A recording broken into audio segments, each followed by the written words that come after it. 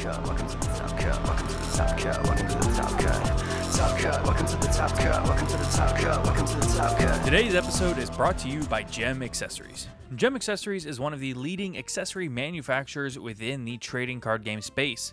Known for their deck boxes, Gem also has an amazing lineup of binders, backpacks, and more. Some of our personal favorites include the new KLRZ Icons deck boxes, the Secrets binder, and the Jaguar and Puma backpacks. But don't just take it from us, check out some of these reviews on screen. For all these amazing products and more, be sure to check out Gem Accessories using the link in the description down below or on Twitter at XGemAccessories. Again, the description down below or on Twitter at XGemAccessories. Hey everybody, welcome into today's episode of the Top Cut Yu-Gi-Oh! Podcast. My name is Sunny and I'm here with my co-host Caleb. Hello. And of course, before we get too far in, we want to, of course, thank all of our wonderful sponsors. So a huge shout out to Gem Accessories, who is sponsoring this episode, as well as Millennium Threads. There are links with discount codes to both of those in the description down below. We, of course, also want to thank ETB Games, as well as Steelfox Games. Those are in Alexandria and Shreveport, Louisiana, respectively. Also, if you are anywhere nearby, this episode is going out on Friday, February 24th. There is a regional being held on Sunday, February 26th at Steelfox Games in Shreveport, Louisiana, around roughly 10 o'clock in the morning is when it should be kicking off. So if you want to see me or Caleb, we will be at that regional in a couple of days' time. And we will be, Caleb's going to be playing main event. I'm going to be judging, but we will be able to sign cards or, you know, say hi, trade, whatever. We're going to be there. So now, of course, we also want to let you know that we do have affiliate links down below for both TCG Player and Dragon Shield. You can go ahead and click those before you shop to support the channel at no extra cost to yourself. And then finally, if you really want to go that extra mile, we do have a Patreon down below. We do not get revenue from YouTube or Spotify, so yeah, that's our main source of revenue. That's how we keep the channel afloat, and that's how we pay our editor. So he's probably gonna put something right here saying, yes, paying the editor is good. So, you know, be sure to check that out. We made a change to the Patreon, actually. This is worth noting. So from now on, every tier of Patreon from $1 up still gets the name read and all that kind of stuff. But from now on, every Patreon tier will get the audio version of the podcast early. So, for example, let's say you want to... Now, okay, it won't be that early. So, for example, Caleb does the audio edit for the podcast. So, we're recording this on Wednesday. This episode will premiere on Friday. But Caleb does the edit Thursday afternoon after he gets off work. Yeah, so then I would basically just post it, and it should be up and it should be posted and like, ready to listen to on Patreon. Yeah. It'll be listenable at. I'm gonna try and get it at 8 p.m. every day. Might be a couple minutes late sometimes, depending on how heavy his work day is and stuff. Yeah, and then also depending upon how long it takes Patreon itself to process the file and send it out and. But that is a pretty notable change. So from now on, if you're in any patron tier, you can get that as low as $1. Yep. Because get the episode 12 hours early. Yeah, I'm gonna be honest. I don't really see that that's like that big of a perk. The biggest perk is that if you do that, you get the episode without ads. Yeah. Sort of. So we'll still just like mention our sponsors. Yeah, it's literally it's pretty much just what we say in the podcast and not what gets edited in.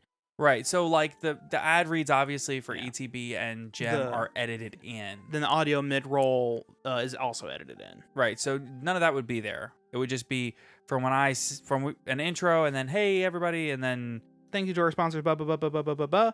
And then at the end the patron ad read. Yep. Like not ad read, but name read. The name read, yeah, that. And that's it, because sometimes those names are funny. So anyway, the point is, there will be an ad-free version available to all Patreons, early access.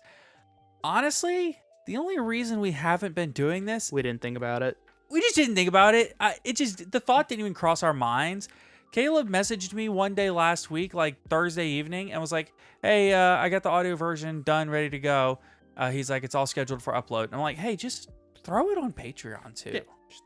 I don't know why we haven't been doing that. Again, well, we know why. Well, yeah. We Because just we're stupid and didn't think about it.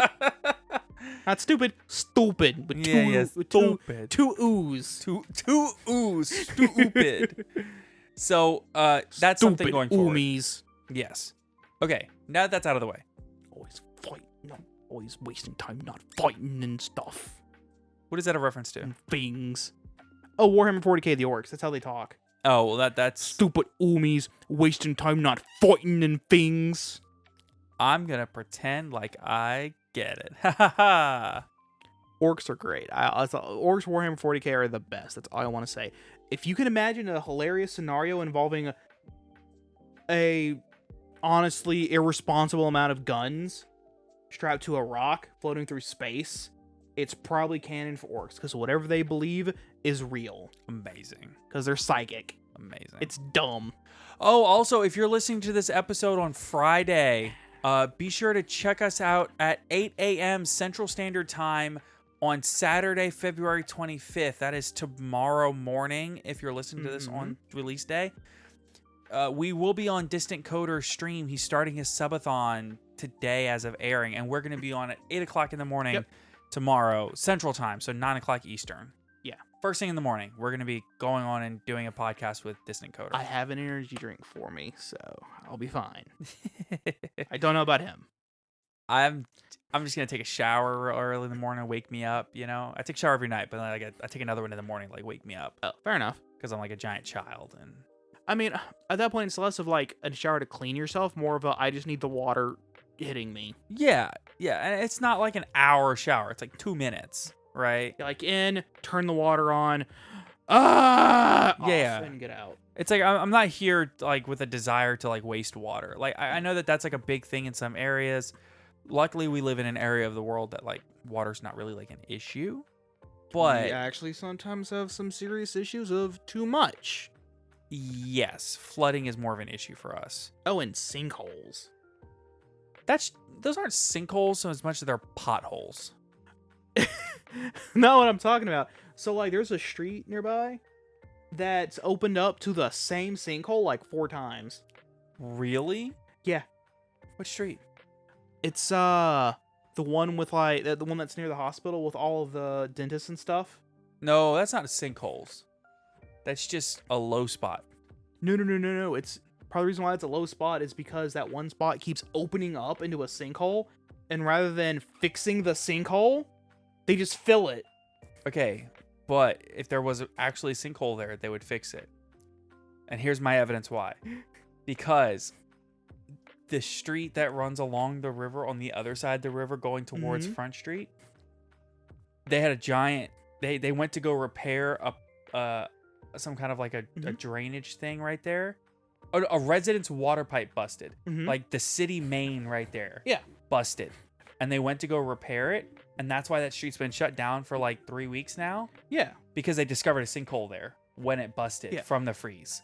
But so they're repairing it. But you also got to remember, that's on the rich part of town. No, it's not on the rich part of town. Okay, it's on the old part of town. There's a difference. Fair enough. It's a part of town that tourists see, so they got to fix it. Now that is fair. The other place is not in a touristy area. No, that's like an area that only locals go to. Yeah, so no, it's okay. You got me. They just filled it in, didn't properly fix it, and just kind of dumped asphalt into it. So then it would just open again and again and again, and it hasn't opened back yet. Oh, it will. Oh, it will. Anyway, so sinkholes, potholes, blah blah blah. Right. So can you tell yet that we don't really have like a ton to talk about today? I mean, we're truth be told, we're not actually rambling any more or less than we normally would. But now it's just more concentrated toward one side of the episode as opposed to spread out across the entire thing. Yes, that is true. But to be fair, we also like almost have a script for the rest of the episode. That's fair. So the rest of the episode, in theory, we should stay somewhat on track for once. Fair enough. So let's just go ahead and get all the rambling out of the way now. Exactly. Plus, I've heard that people like our rambling. And things. Yeah. Especially considering how completely varied our interests are. Yeah. Yeah, that's Right now, my only interest is the podcast and Pokemon. So Yu-Gi-Oh and Pokemon. Yu-Gi-Oh and Pokemon. That's it. Yeah. Those are my only so- interests.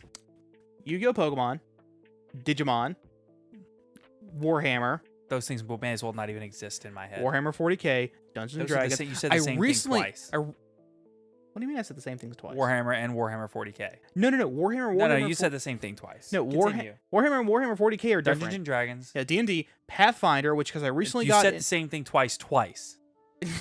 D&D and Pathfinder are completely different systems. I recently got into Pathfinder 2nd Edition rule set, which is really interesting. Got a lot of really cool stuff in it. Okay. It's 2 different developers. I'm about to cut into the real meat of the episode if you don't get somewhere with this. No. I'm just saying. There's just a lot of interesting information that. No. I'm not trying to cut you off. Okay, Pathfinder, and then what else? You had like a list going. Yeah. What else? I've completely lost my. Oh, I have lost no. my place at this point. Oh, I feel like a jerk. I'm sorry. I was trying to be funny. I am excited for Metroid Prime Remastered, baby. I've never played Metroid Prime, so I don't know anything about any of the Metroid series. Let me put it like this: it is. All I know is Zero Suit Samus is. Oh no, that's just Samus. That's what she's wearing underneath the power armor. Oh, I just know that in Super Smash Brothers, except the heels. Those were added because she lost her power armor.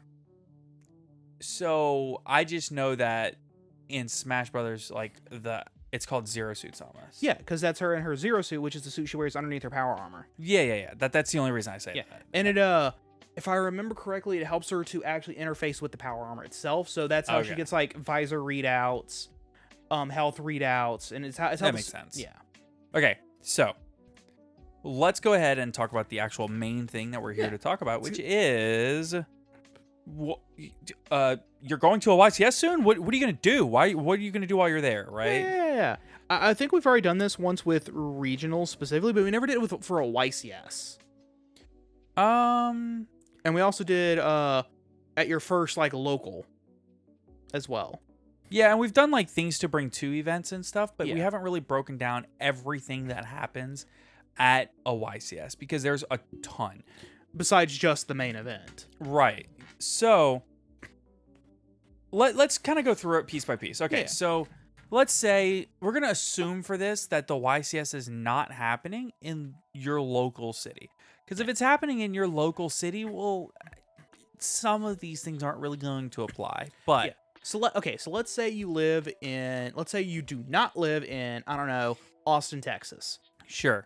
And you're going to YCS Austin, just name a random city. There is no upcoming YCS Austin that we are aware of as of the recording of this video. Correct. This is just an example. Instead of Austin, please, can we just say London?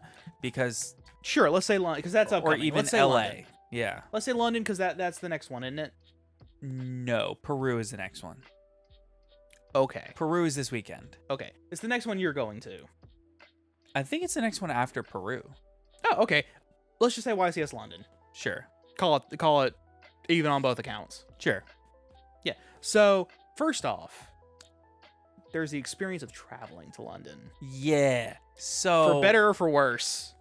London is kind of a special case. So if you're going to like a YCS that's in your country or close to your country, like technically I left the country to go to YCS Niagara Falls. Yeah, but you went like right over the border.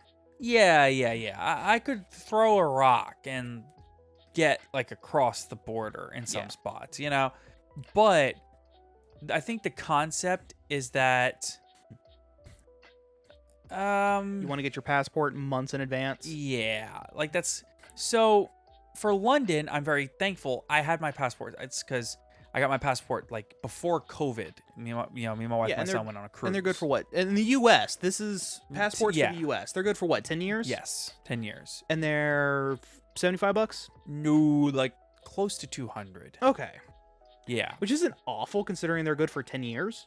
Yes, but they do take like 4 months to get to you. Yeah. Once you apply for a passport, it takes months to get to you. And sometimes there are backups in the system just because so many people are applying for passports that the system gets clogged down. So you need to get your passport well in advance. I'd say 6 months in advance minimum. Bare minimum. I would say if you think you might travel abroad for any reason, you should go get just go ahead and get one a anyway. passport. If Yeah. you can just afford to just go get a passport, Just go do it. yeah, just go do it. That way you don't end up in a situation like we had a friend that I went to Niagara, Caleb didn't. We had a friend that I went with. And we kind of said, Niagara, psh, that'd be cool, but there's no shot. And then we thought about it for a week. We sat on it and we were like, you know what? I think we can do this, right? Mhm. And then we looked at the calendar and we were like, YCS Niagara is 12 weeks away. Not enough to get your passport in if you don't already have it. He went to the passport office and had to pay an extra like $60 to get his passport expedited, which reduces the wait time from, at that time, it was like 12 to 16 weeks to like 8 to 12 weeks. So he was hoping that it came in time. And luckily it arrived in like 7 weeks somehow. Yeah, he lucked out. But that's kind of the time frame that you're looking at. So I would say if you think it's a possibility and you can afford it, Just go ahead and get it. listen. You're not like actually going to play Cashtira, so just sell the Fenrir's. Go get your passport. It's more useful long term. But like not only that, like I said, it's good for 10 years, so it's only like $200 every 10 years.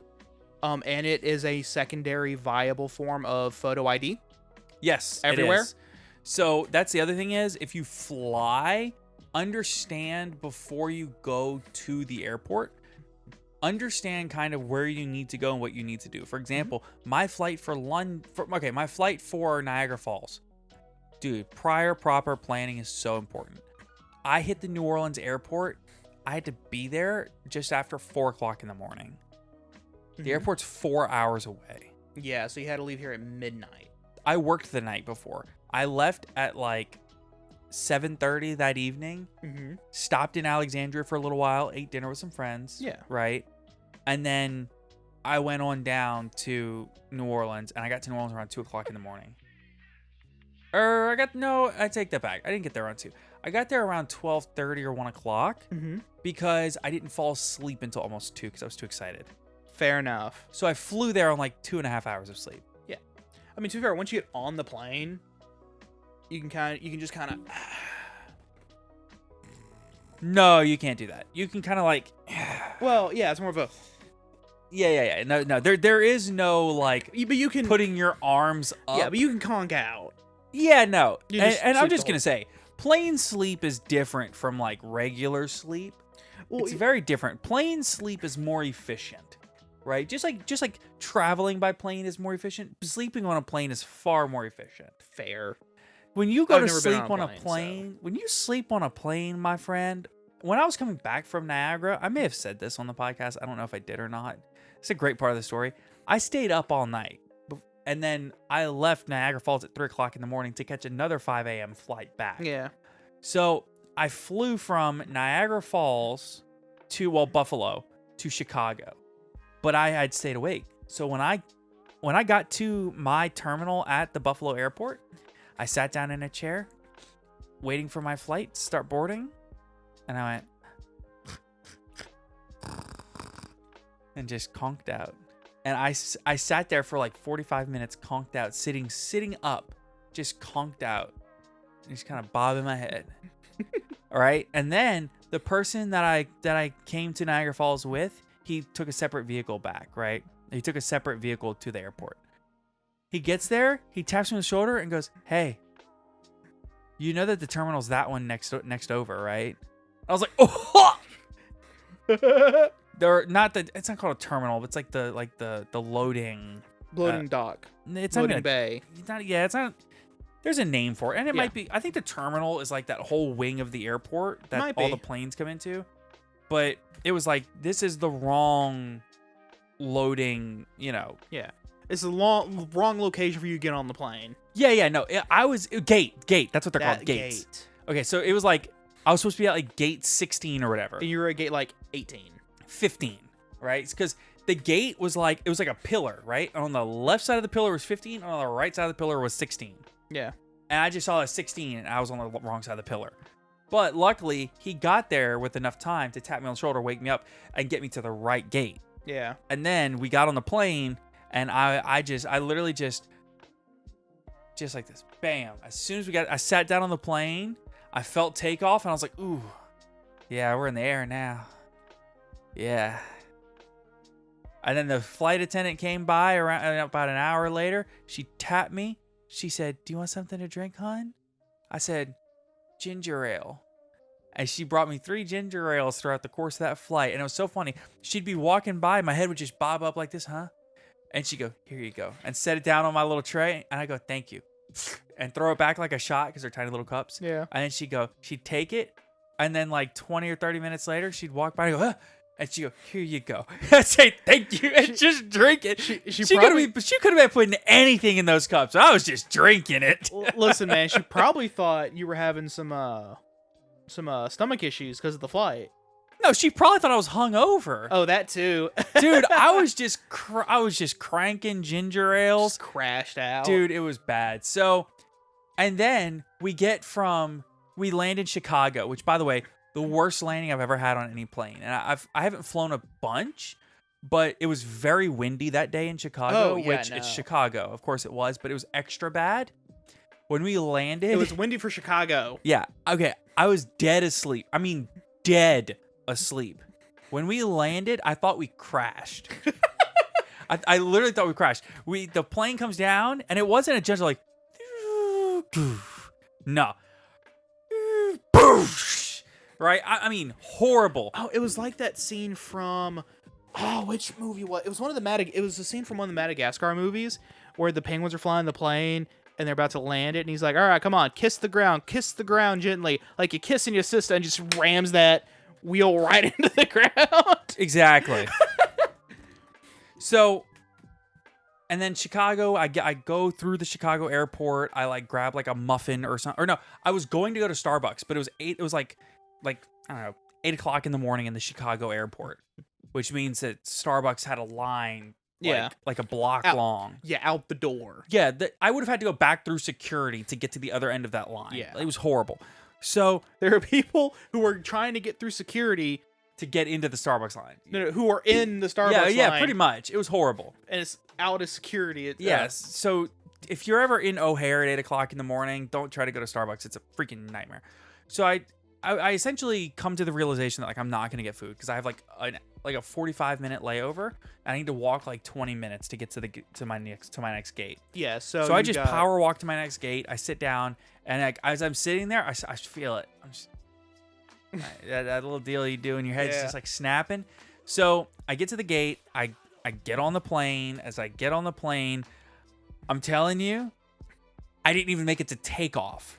And you were conked out again. I was conked out again.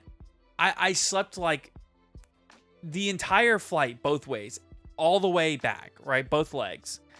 We land in New Orleans. I woke up like a little bit of drool coming down. I woke up. The lady next to me goes, "Good nap?"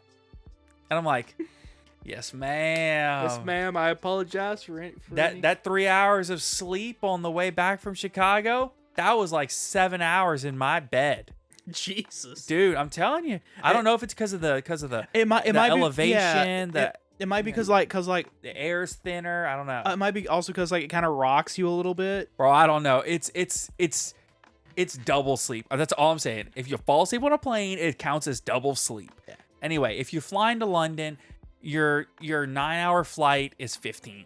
Just understand. Your 9-hour flight to London feels like 15 because the time zone changes. Yeah. But when you come back, that 9-hour flight is a 3-hour flight. So yeah. The point is, if you're traveling to another city and you're going across the ocean, be prepared for time zone changes. So, for example, and jet lag.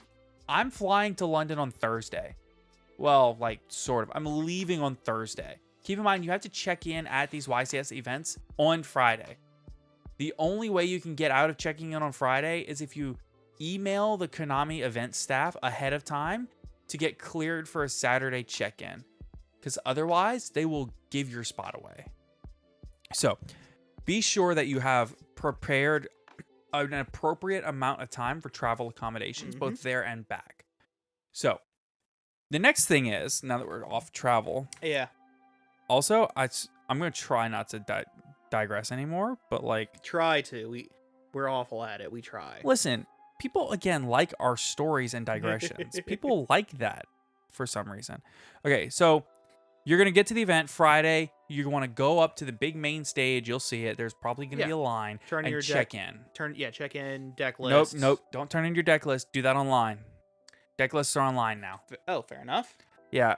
So when you have to register for the event online, and then there's a certain date online where if you do not have a deck list submitted by that date, they drop you from the event.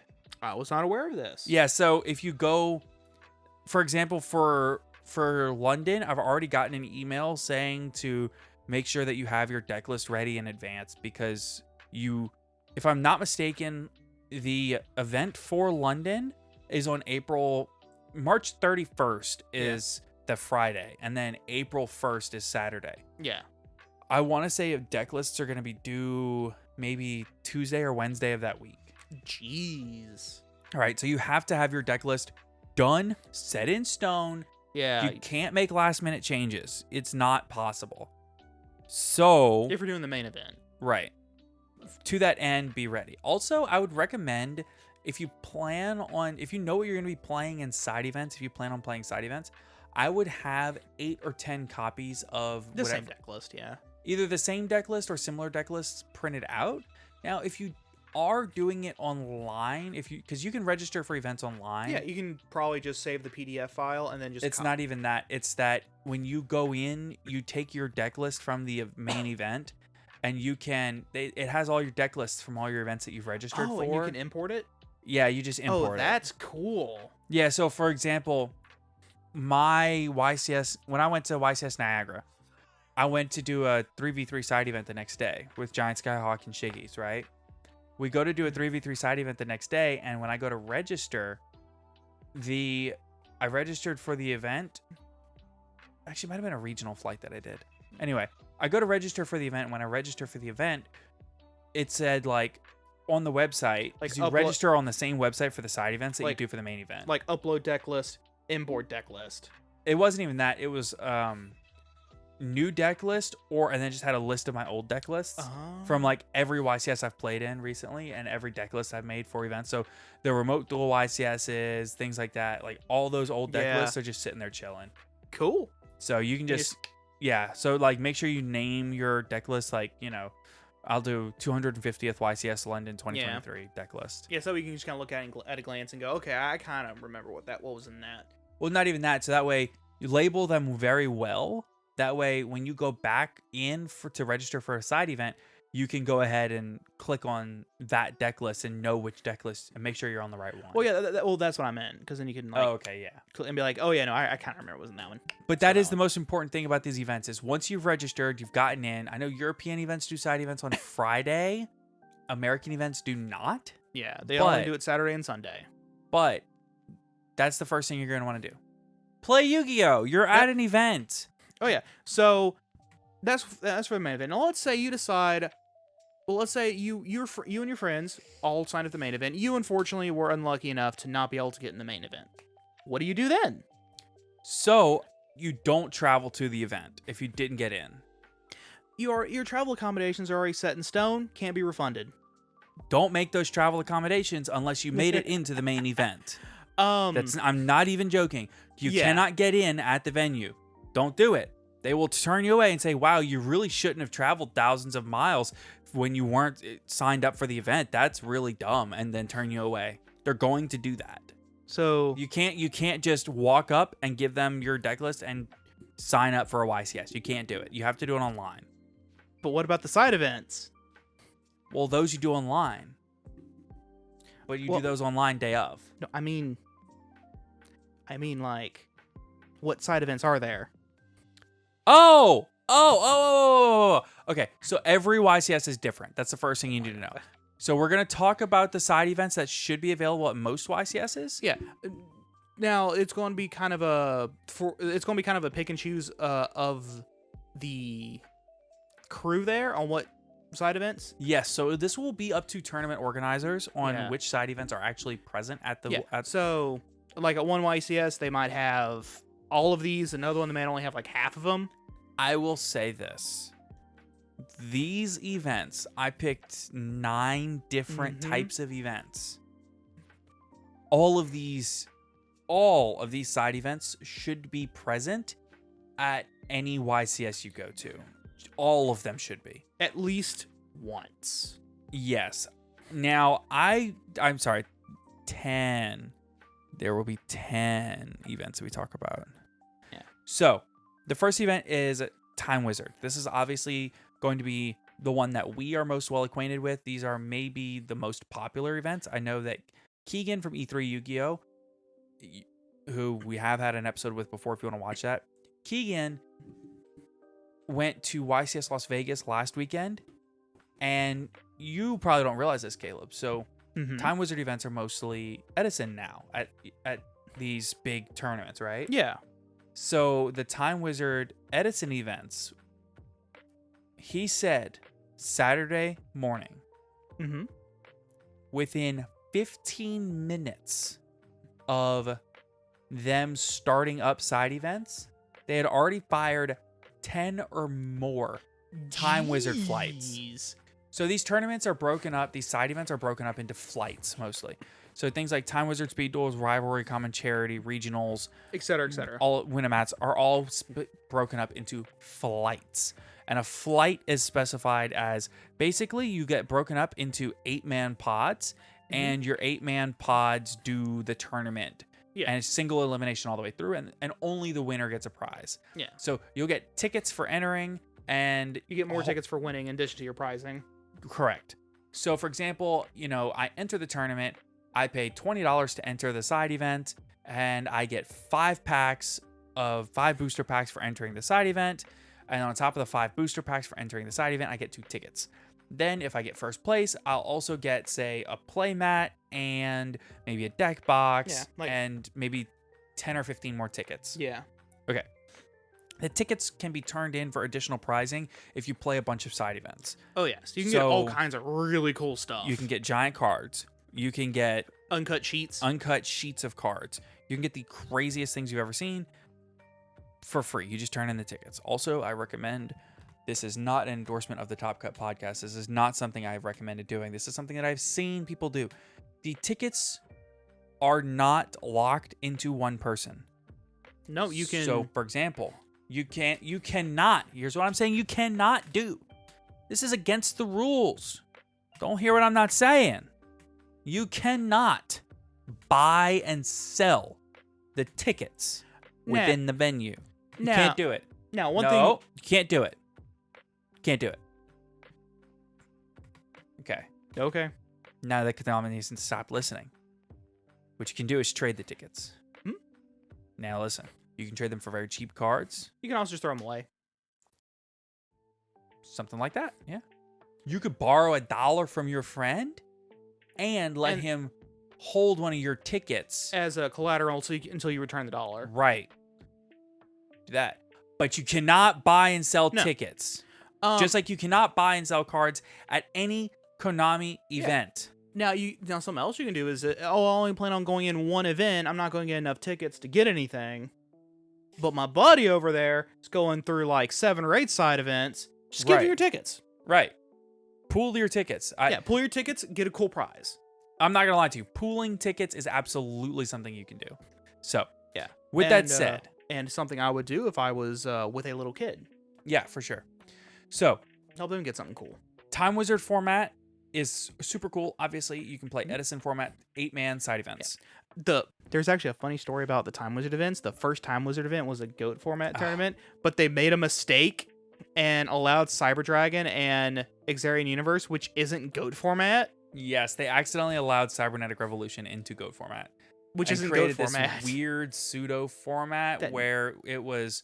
they actually made it pre-September 1st ban list, but post-September 1st releases. Yeah. It was really stupid. A side event that never existed. Like, it was a format that never existed. That could never exist. Yeah. It was bizarre. Something else you can do is speed duel events. So normally speed duel does not have much of a presence when it comes to other kind of like at your locals and things like that. YCSs, they're big. Yes, they do have a thriving speed duel community at YCS events. Their pricing is ridiculous. Yeah, the pricing is actually kind of cracked for speed duels. So if that is something that you're into is speed duels, YCSs are the place to go and catch speed duel tournaments.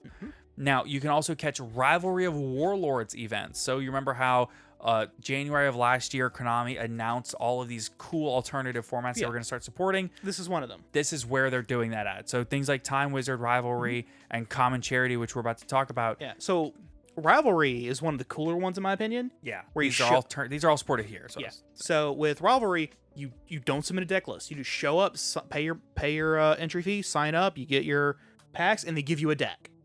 That is your deck for the tournament. Yes, and everybody in the tournament has the same deck. Yep. So then it becomes a more skill. Yes, it's all based on mirror matches. Yeah, it's all mirror match. So it's both skill and how well you know the particular archetype.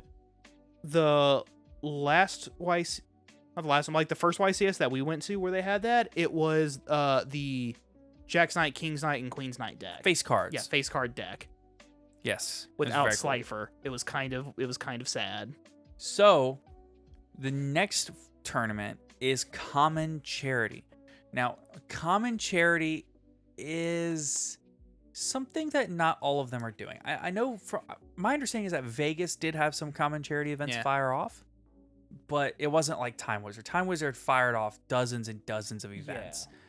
Common Charity is not going to do that. Common Charity is where you're only allowed to play with commons. Yeah, even if a card is printed as a common, you cannot use any copy of it that was not a common. Correct. So a great example is Cyber Dragon. I cannot use the Legendary Collection Secret or Cyber Dragon, even though it has been printed in multiple structure decks as a common. You have to use one of those commons. Yes, exactly.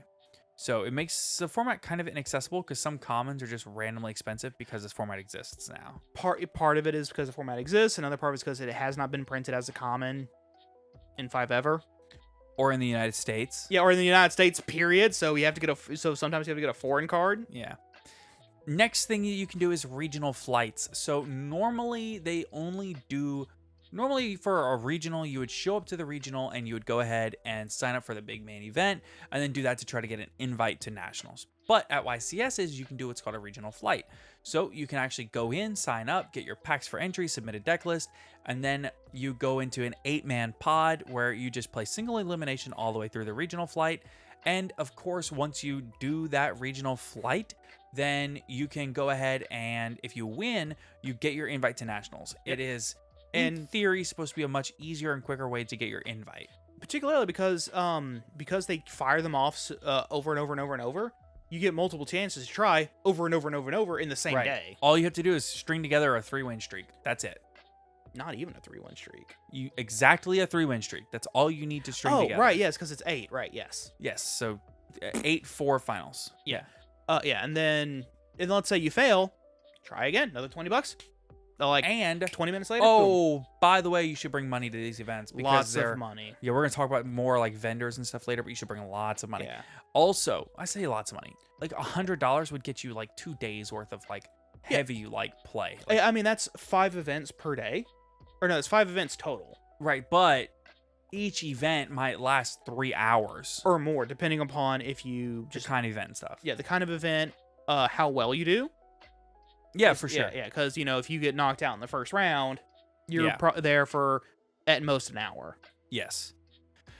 So next is the 3v3. So this is just like the regional flights, it's a little bit different because for the 3v3 you can win uncut sheets, but generally the way it works is you're not going into an 8-man pod. You're actually going into more of a maybe a 16 team pod. Okay. So there might be 1 or 2 extra rounds.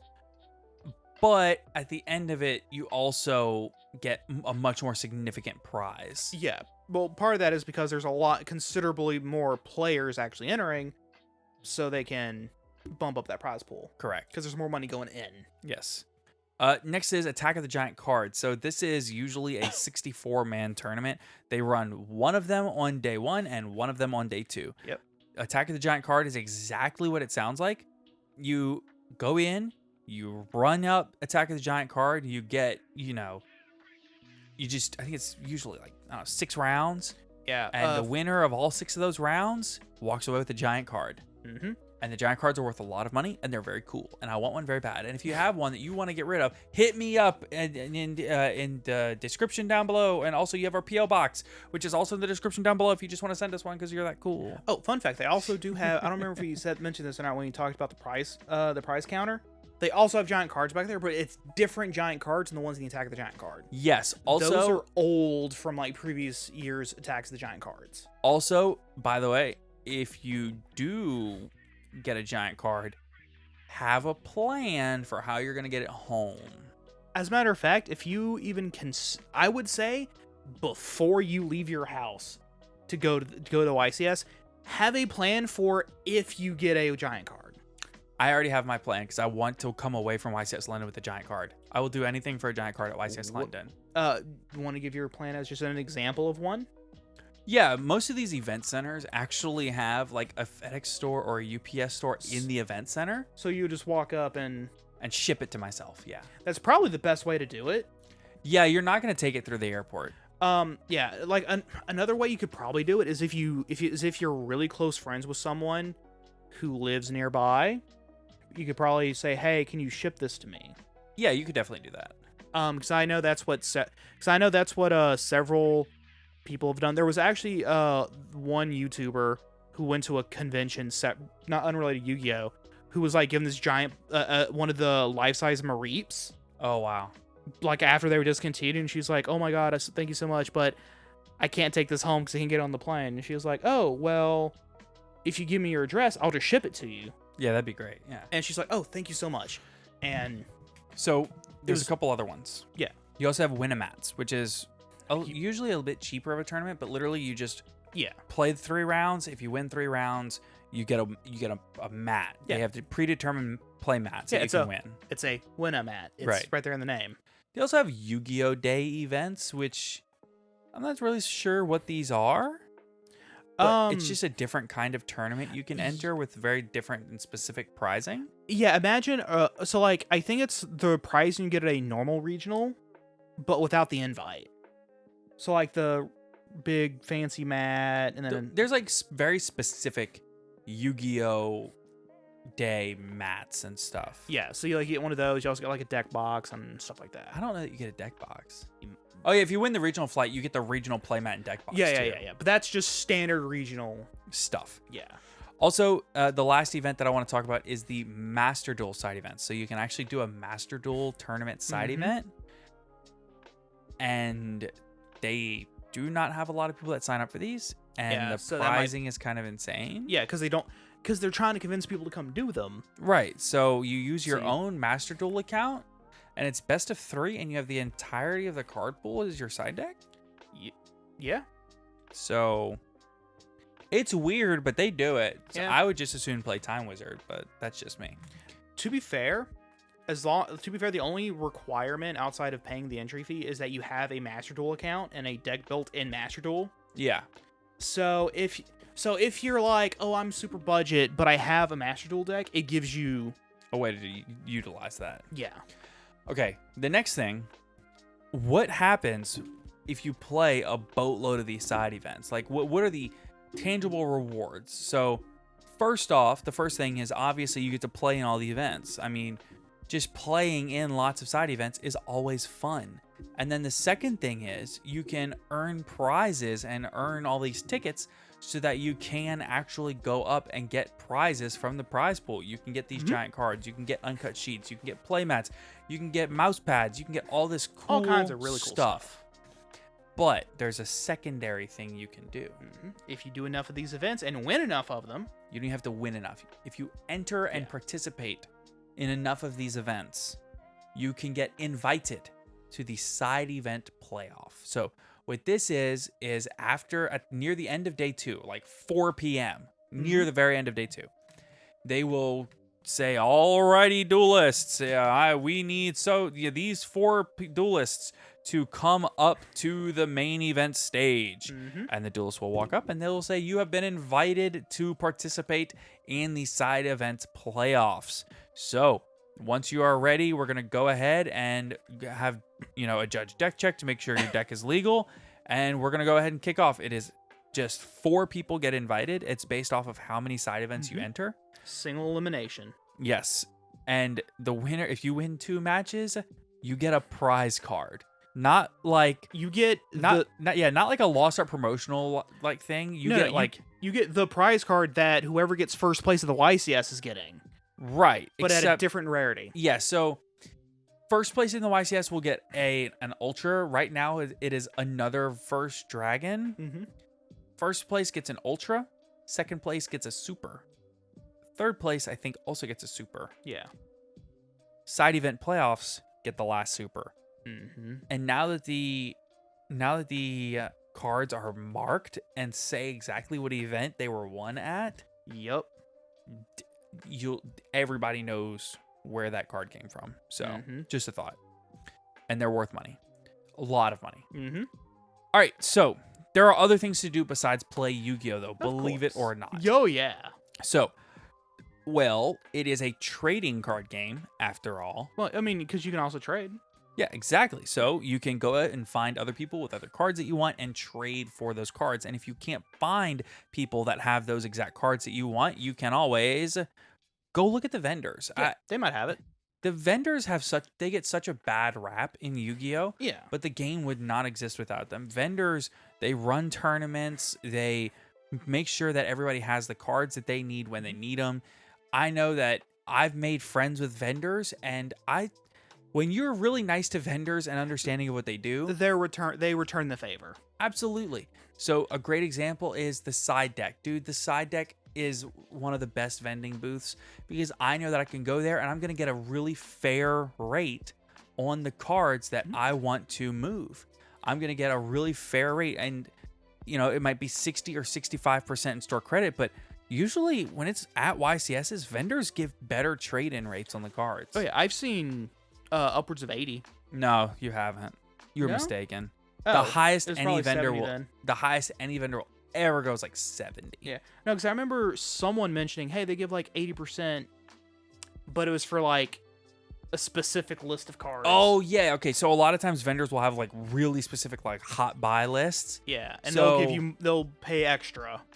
Right. So I remember when all the Despia support was coming out and the Lubers were like $150. Yeah, they were offering like, we'll buy it for like 135 or 130. Yeah, I literally saw vendors buying a Lubers at like 135, 140.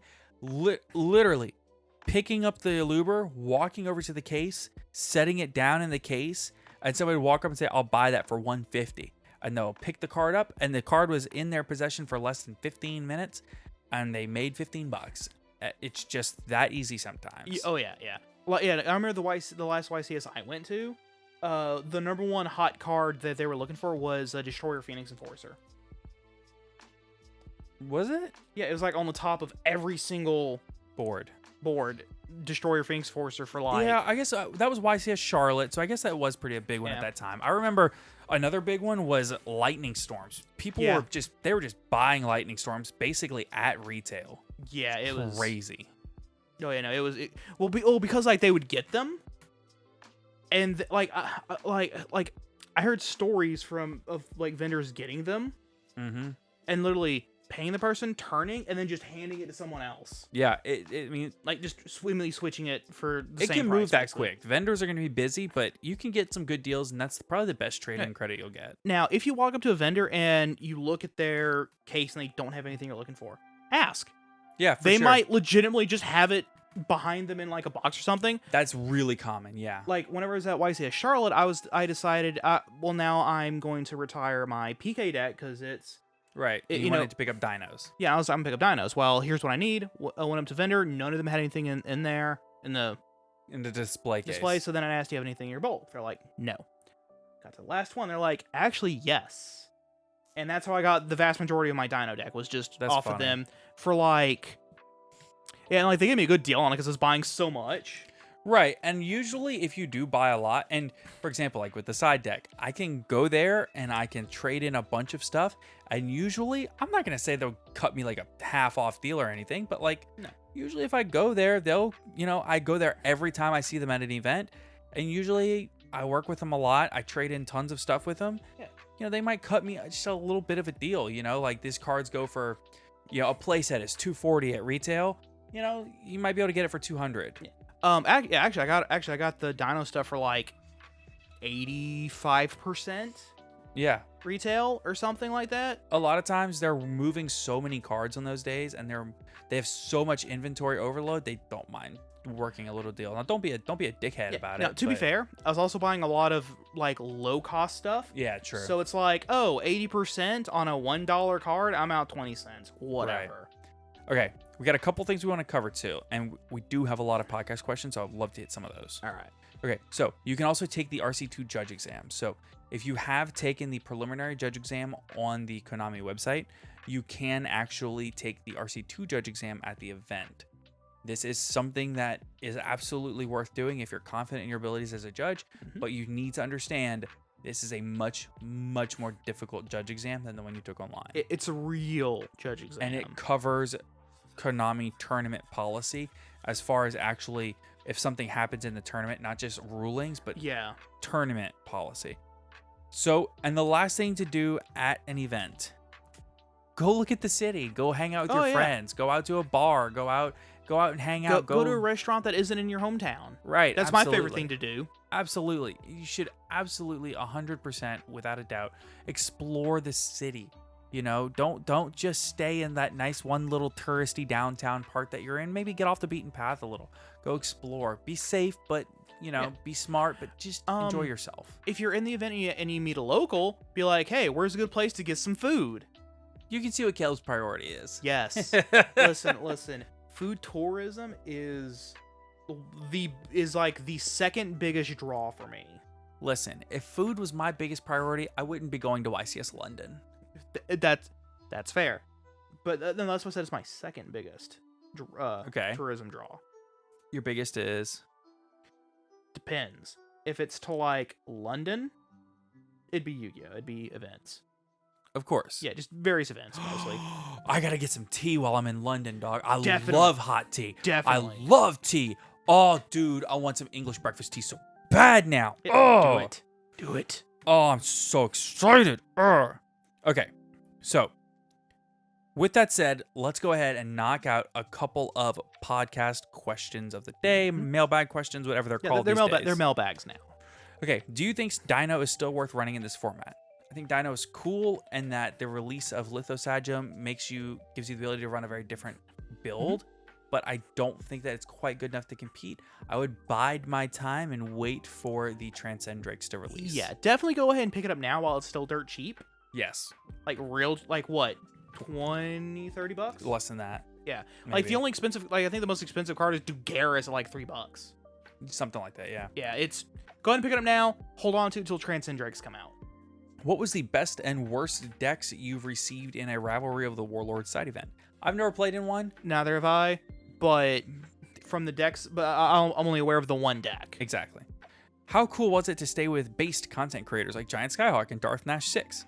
So, this is a question from Giant Skyhawk, and it was very cool. It was very based. It was the best, and that's the reason that I'm doing it again in London. Heck the yeah. same people. Could you elaborate a bit on playing competitively? I've been going to locals for months now in one YCS, but I'm confused about how the regional qualifiers work. Do you need an invite for it, or can you just show up? For regional specifically, you can just show up and enter the main event. Have a deck list ready to go, have your money ready to go, show up, pay, get your entry packs, and just play your heart out. And there will also be side events at regionals, although not usually as many. Usually only like one or two because it's a one-day thing. Right. They'll do Winamats, and they'll do. I know at the Shreveport regional, they're doing Time Wizard events. So be ready to hang out and play Yu-Gi-Oh all day though, because it's an all-day event. Oh yeah. So going to my first regionals next month, can you give me pointers, tips, and how I should prepare and test for the event? Also, what is your sleeper pick for a meta contending deck this format? My sleeper pick is Sword Soul. Sword Soul, best deck, baby. Woo! Sword Soul. Gotta love Sword Soul. You're not wrong. I mean, it's a good sleeper pick. I would say past that, I think ninjas are a really cool sleeper pick for this format. Oh, definitely. as well as there was another deck that Dark World. I think Dark World is really cool. Danger Dark World. So, but as far as how to prepare pointers and tips, I would go back and listen to an older episode that we have where we talked about specifically that. Yeah. And then, of course, this episode is also, I think, decent. Yeah, a little bit. Like, there's a lot of crossover information. The best tips and tricks that I can give you, though, test for at least 2 weeks before the event. Mhm. Get as much sleep as possible heading into the event and make sure you're peppy and ready to go. Yeah. Make sure you've drank plenty of water. Drink plenty of water and have some snacks handy because you start that tournament at 10 o'clock in the morning. Many regionals do not take a lunch break, and you might find yourself playing Yu-Gi-Oh! Nonstop for like 9 hours without a lunch break. Have maybe a granola bar or longer, or a actually. banana or something like that ready to go. Seriously, have a snack. It's very important to keep yourself healthy at these events. You do not want to be dehydrated. You do not want to be Hungry and very hungry and in the grumpy. finals. Yeah, you don't want that. I'm just gonna let you know. So be prepared. Listen, nothing's worse than your opponent activating a card in your center, thinking about it, and then everyone around you hears your stomach growl. Yeah, it's not great. As far as preparing and testing, though, seriously, try to get games in against friends. Find the best players in your community and try to get games against them. But at the end of the day, you have to remember, it doesn't matter if you go in and get first or if you drop by round 4. It doesn't matter. The point is to go and enjoy yourself. Oh yeah, don't get overstressed. Yes. So, how do I help my friend going through a deck identity crisis? Listen, you're going to have to sit your friend down and tell them, to get truly good with a deck, you really need to focus on one for at least a few days.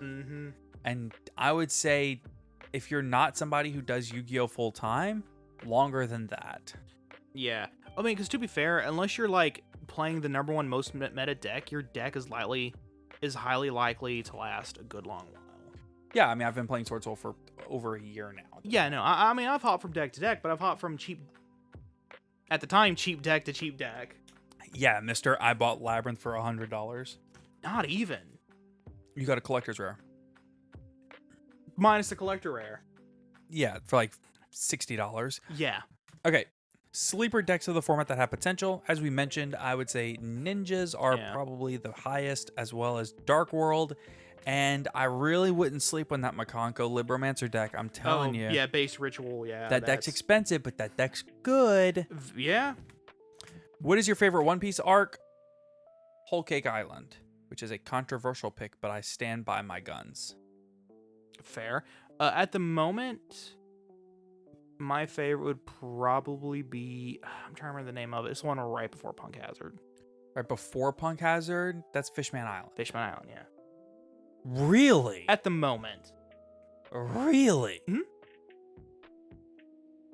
There's a lot of great arcs in One Piece, but I've never heard anybody say Fishman Island. I mean, at the moment, yeah. So it changes. I guess you're in Dressrosa right now, aren't you? Yeah. Okay, yeah. Gotcha. Yeah. How does it feel to go from tier 0 format to cash money? Fine with it. Yeah. I'm honestly kind of excited because I feel like there's a lot more decks that are really playable right now. Yeah. Even if the format is not full of a bunch of really fun and interactive decks in the same way. It's a lot of just floodgate.decks. In a lot of ways it is, yeah. But at the same time, I still think that the format isn't that bad and that's still worth playing. Yeah, definitely. I also truly don't think the format's solved yet because there's still like a lot of decks. Yeah, I agree. Who are just now getting any sort of spotlight or limelight, so people are finally looking at them. Also, I think ninjas. I think that some decks get better in a few weeks when Ancient Fair comes off the ban list. I genuinely think that Sword Soul is broken post ban list. Oh no, because you've been testing out Ancient Fairy in our insane. Games. It's insane. It's ridiculous. Like, it's ridiculous. I cannot explain unless you've played a lot of Sword Soul how broken Ancient Fairy is, especially with Strudo at 3. But it's insane. Like, listen. It has come down to the only reason why I won is entirely because I flipped Dimension Null Barrier and declared Synchro. Like, I flipped a Skildra and he just went, okay. Yes, but you can just win by flipping D barrier at any time. Yeah. Okay. Well, not necessarily, because I'm a trap deck. I don't win D-barrier. immediately. I hate D barrier. You can reset it over and over. Only if I get into Hate late. D-barrier. Only if I can get into lovely. All right, so let's go ahead and thank all of our wonderful patrons before I have an aneurysm. So a huge thank you to Appliancer Best Deck, Cam Yang, Dragon Maid Stunzeed, Kane Martin, Zyphorus, Blackwing, Silverwing the Ascendant is the best Floodgate, Earth Machine Best Deck, Epi. Haha, you activated my trap card. Dad jokes. Dude, as a dad, I love dad jokes. Has anyone? I'm not even a dad. Yeah.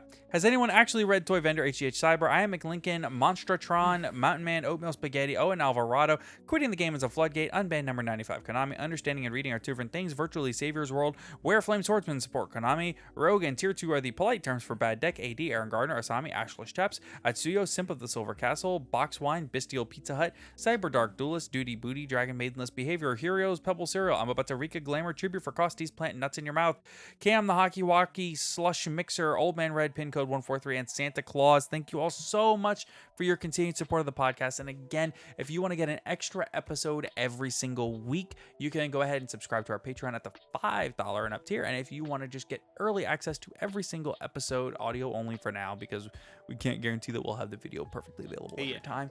But if you want to go ahead and get early access to every episode via our Patreon, you can do that in any tier on our Patreon.